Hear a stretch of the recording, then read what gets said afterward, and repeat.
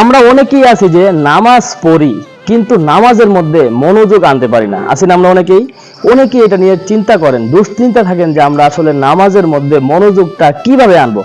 আজকে আমি এই ভিডিওতে আপনাদের মাঝে সহজ পাঁচটি নিয়মের কথা বলবো। যদি এই 5টি নিয়ম মেনে আপনি নামাজ পড়তে পারেন ভাই, অবশ্যই 100% আপনার নামাজের মধ্যে মনোযোগ আসবে। ভাই এটা আমার কথা না, এটা স্বয়ং আল্লাহ রাসূল সাল্লাল্লাহু আলাইহি ওয়াসাল্লামের কথা। একটু মনোযোগ দিয়ে শুনেন আমার প্রিয় মুসলিম ভাই ও বোনেরা, অনেক অনেক গুরুত্বপূর্ণ একটা বিষয় ইনশাআল্লাহ জানতে পারবেন। দেখেন, নামাজে মনোযোগ বাড়ানোর জন্য প্রথমত যে কাজটি করবেন এটা হচ্ছে যে যখন আপনারা নামাজে দাঁড়াবেন তখন এটা মনে মনে ভাববেন, এটাই মনে করবেন যে এটাই আপনার জীবনের শেষ নামাজ হতে পারে, এটাই কি আমার জীবনের শেষ নামাজ, এটাই আমার জীবনের শেষ সেজদা। যদি এই চিন্তাধারা নিয়ে আমরা নামাজ পড়ি তাহলে কিন্তু অবশ্যই আপনার আমার নামাজের মধ্যে মনোযোগ চলে আসবে। দেখেন, আল্লাহ রাসূল সাল্লাল্লাহু আলাইহি ওয়াসাল্লামের সাহাবীগণ যখন মরুভূমিতে নামাজ পড়তেন তখন পাখিরা এসে মাথার উপরে বসে থাকতো, কারণ সাহাবীগণ নামাজের মধ্যে কোনো প্রকার নাড়াচাড়া করতেন না। ঠিক আছে, তো আপনার আমাকেও এইরকম চিন্তাধারা মনে নিয়ে নামাজ পড়তে হবে যে এইটাই আমার জীবনের সর্বশেষ নামাজ হতে পারে। তারপরে আসেন নামাজে মনোযোগ বৃদ্ধির জন্য 2 নম্বর আমরা যে নিয়মটি ফলো করব, নামাজের মধ্যে তাড়াহুড়া না করা।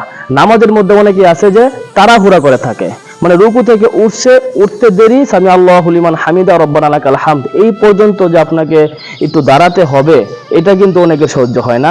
দ্রুত চলে যান সেজদার মধ্যে, যেন সেজদা দিয়ে সে তাড়াহুড়া করে নামাজটা শেষ করে ফেলবে, এটাও করবেন না।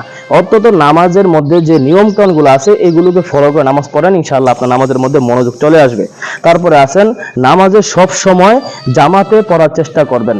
নামাজ যদি আপনি জামাতের সঙ্গে পাঠ করেন তাহলে সবাই একসঙ্গে রুকু করবে, আপনিও কি একসঙ্গে রুকু করবেন, সবাই একসঙ্গে সেজদা করবে, আপনিও কি একসঙ্গে সেজদা করবেন, সেই ক্ষেত্রে আপনার সওয়াবও বেশি পাবেন এবং নামাজের মধ্যে মনোযোগটাও থাকে ইনশাআল্লাহ। তারপরে আসেন যে এটা হচ্ছে অনেক বড় গুরুত্বপূর্ণ যে নামাজের মধ্যে আমরা যা কিছু পড়ি এগুলোর অর্থ বোঝার চেষ্টা করব। যেমন আমরা প্রথমে আল্লাহু আকবার তাকবীর দিলাম, আল্লাহু আকবার অর্থটা কি, সামি আল্লাহু লিমান হামিদা এর অর্থ কি, অথবা আমরা যারা কোরআন বুঝি, সূরা ফাতিহা পড়ি, সূরা অন্যান্য সূরা মিলাই, এইগুলোর অর্থ বোঝার চেষ্টা করবেন, তাহলে আপনার নামাজের মধ্যে মনোযোগ আসবে ইনশাআল্লাহ। তারপরে আসেন সর্বশেষ 5 নম্বরে যে বিষয়টি, এটি হচ্ছে যে নামাজে যে সুন্নতগুলো আছে সেগুলো আদায় করবেন, অর্থাৎ তাকবীর দেওয়া সুন্নত, হাত বাঁধা সুন্নত। তো এই সকল সুন্নতগুলো আপনি যদি আদায় করতে পারেন তাহলে অবশ্যই আপনার নামাজের মধ্যে মনোযোগ আসবে ইনশাআল্লাহ।